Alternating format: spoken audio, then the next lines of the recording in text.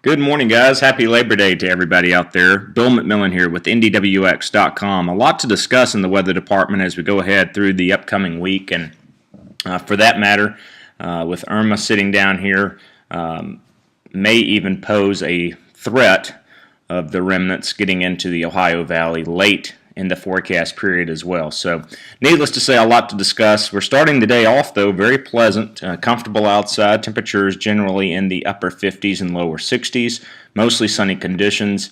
And we will notice an uptick in the southwest winds this afternoon, probably gusting close to 30 miles per hour. That's ahead of an approaching cold front that will kick up some thunderstorms, some of which may be strong to severe later on this evening. And then a much cooler air mass will follow late tonight and Tuesday, and that settles in for the majority of the upcoming week ahead. It's going to feel more like October as opposed to early September.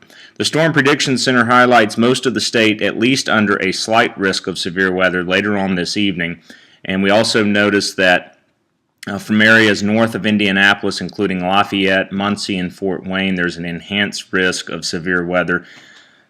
The primary threats from this cold front approaching will be damaging straight line winds, large hail that we see form with a squall line that will move from north to south later on this evening across the state.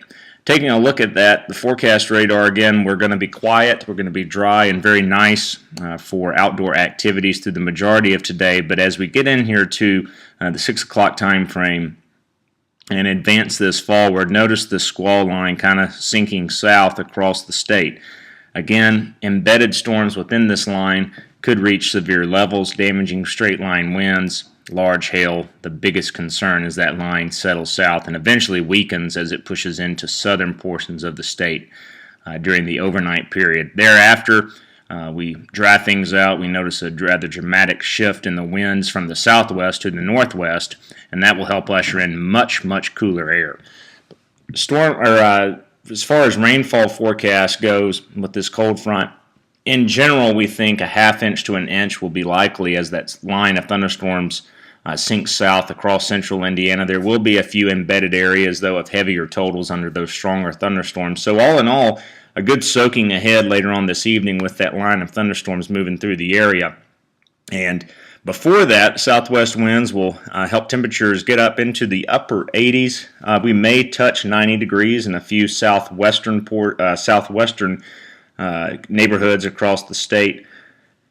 But as discussed, the biggest news here is going to be the much cooler feel moving in for the majority of the upcoming week. I think highs on Tuesday only top out in the lower 70s, and then we are only looking at highs on Wednesday in the mid to upper 60s, well below average, and a stretch of nights will feature overnight lows in the 40s as we go across central Indiana. Wouldn't even be surprised to see a couple of upper 30s out there across northern portions of the state throughout the upcoming week ahead.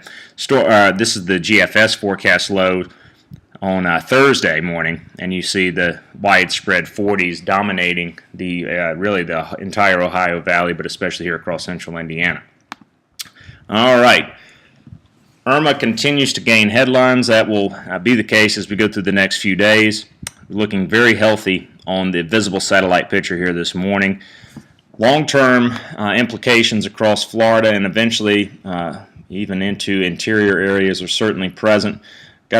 Still have some time to watch this, but confidence is continuing to increase on the threat of a landfall across the Florida peninsula or along the southeastern coast as we go through the course of the upcoming weekend. So a lot to look at here, a lot to fine-tune. I will say the trend has certainly been further west with data as we've gone through the past couple of days. Not ready to say this thing gets into the Gulf of Mexico, hoping to avoid that, obviously. But nonetheless, that can't be ruled out just yet either, given the overall upper air pattern. But as things stand now, again, it really seems like at least that we're looking at the Florida peninsula up into the southeastern coast as the most likely area for a landfall later this weekend, early portions of next week.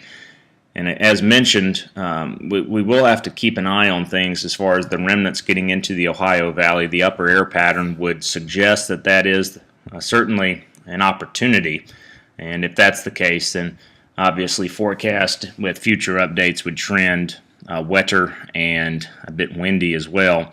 Again, but that's something in the 8 to 10 day time frame, and we've got time to fine-tune that as we move forward. Guys, make it a great Labor Day weekend. Again, to close things out, the Storm Prediction Center does include north-central portions of the state with an enhanced risk of severe weather later on this evening, mostly after 6 o'clock. Biggest concern will be damaging straight-line winds and large hail with this line of thunderstorms as it sinks south across the state this evening. Much cooler air upcoming for the rest of the week. Make it a great day. We'll talk with you soon here on IndyWX.com.